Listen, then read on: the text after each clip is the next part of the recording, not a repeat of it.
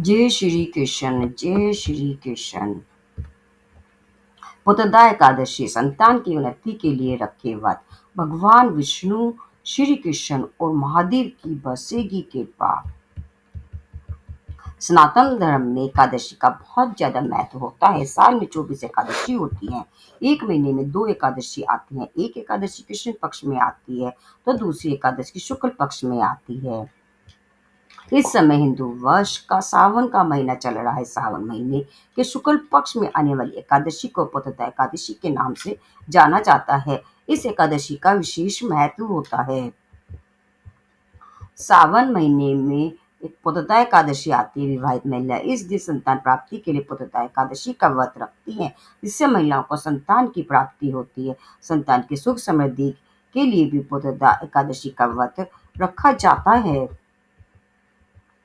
इस साल सावन महीने में शुक्ल पक्ष में आने वाली पुत्रदा एकादशी की तिथि 4 अगस्त को सुबह 11:41 पर प्रारंभ होगी और इसका समापन 5 अगस्त को दोपहर 1:12 पर होगा।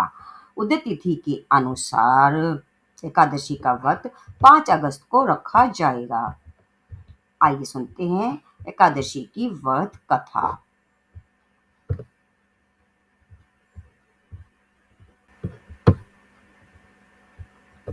एकादशी व्रत कथा। श्री युधिष्ठिर कहने लगे कि हे भगवान, श्रावण शुक्ल एकादशी का क्या नाम है? व्रत करने की विधि तथा इसका महात्म्य कृपा करके कहिए। मधुसूदन श्री कृष्ण कहने लगे कि इस एकादशी का नाम पुत्रदा एकादशी है। इसके सुनने मात्र से ही वाजपेय यज्ञ का फल मिलता है। द्वापर युग में के प्रारंभ में महिष्मती नाम की एक नगरी थी, जिसमें मजिद नाम का एक राजा राज्य करता था। लेकिन पुत्रहीन होने के कारण राजा को राज्य सुखदायक नहीं लगता था। उसका मानना था कि जिसके संतान ना हो उसके लिए यह लोक और परलोक दोनों ही दुखदायक होते हैं। पुत्र सुख की प्राप्ति के लिए राजा ने अनेक उपाय किए, परंतु राजा को पुत्र की प्राप्ति नहीं हुई। वृद्ध अवस्था आती देखकर राजा ने प्रजा के प्रतिनिधियों को बुलाया और कहा, हे प्रियजनों, मेरे खजाने में अन्याय से उपार्जन क्या हुआ धन नहीं है। ना मैंने कभी देवता तथा ब्राह्मणों का धन छीना है। किसी दूसरे की धरोहर भी मैंने नहीं ली। प्रजा का पुत्र के समान पालन क्या है? मैं अपराधियों को पुत्र तथा बांधवों की तरह दंड देता रहा हूँ, कभी किसी से घृणा नहीं की। सबको सम्मान सम्मान क्या है? सज्जनों की सदा पूजा करता हूँ। इस प्रकार धर्म युक्त राजा करते हुए भी मेरी पुत्र नहीं है, सो मैं अत्यंत दुख पा रहा हूँ। इसका क्या कारण है? द्वापर मस्जिद की इस बात को विचारने के लिए मंत्री तथा प्रजा प्रतिनिधि वन को गए। वहां बड़े बड़े ऋषि मुनियों के दर्शन किए। राज्य की उत्तम कामना की पूर्ति के लिए किसी श्रेष्ठ तपस्वी मुनि को देखते फिरते रहे। एक आश्रम में उन्होंने एक अत्यंत वृद्ध धर्म के ज्ञाता बड़े तपस्वी परमात्मा में मन लगाए हुए निराहार जितेंद्रिय जितात्मा जित क्रोध सनातन धर्म के गुरु तत्वों को जानने वाले समस्त शास्त्रों के ज्ञाता महात्मा लोमेश मुनि को देखा, जिनका कल्प के व्यतीत होने पर एक रोम गिरता था। सबने जाकर ऋषि को प्रणाम किया। उन लोगों को देखकर मुनि ने पूछा कि आप लोग किस कारण से आए? निसंदेह मैं आप लोगों का हित करूंगा। मेरा जन्म केवल दूसरों के उपकार के लिए ही हुआ है, इसमें संदेह मत करो।